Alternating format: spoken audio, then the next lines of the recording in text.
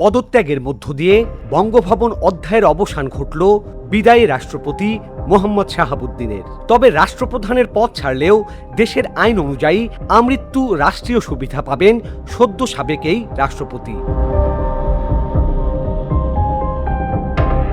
অবসর ভাতা মৃত্যুর আগ পর্যন্ত প্রতি মাসে সর্বশেষ পাওয়া মূল বেতনের ৭৫% টাকা মাসিক পেনশন হিসেবে পাবেন তিনি।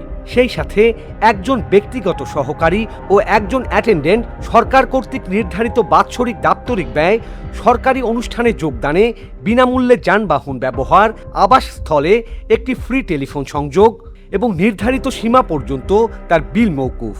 আরও পাবেন একজন মন্ত্রীর সমপরিমাণ সরকারি চিকিৎসা সুবিধা, একটি কূটনৈতিক পাসপোর্ট, দেশের ভেতরে ভ্রমণে সরকারি সার্কিট হাউস বা গেস্ট হাউসে বিনা ভাড়ায় থাকার সুবিধা। The presidents remuneration and privilege act ১৯৭৫ অনুযায়ী রাষ্ট্রপতি হিসেবে অন্তত ৬ মাস দায়িত্ব পালন করায় এসব সুবিধা পাওয়ার শতভাগ দাবিদার মোহাম্মদ শাহাবুদ্দিন। ফলে পদত্যাগ করলেও জীবনের বাকি সময় জুড়ে এসব রাষ্ট্রীয় প্রোটোকল ও সুবিধাদি উপভোগ করবেন সদ্য সাবেক এই রাষ্ট্রপ্রধান।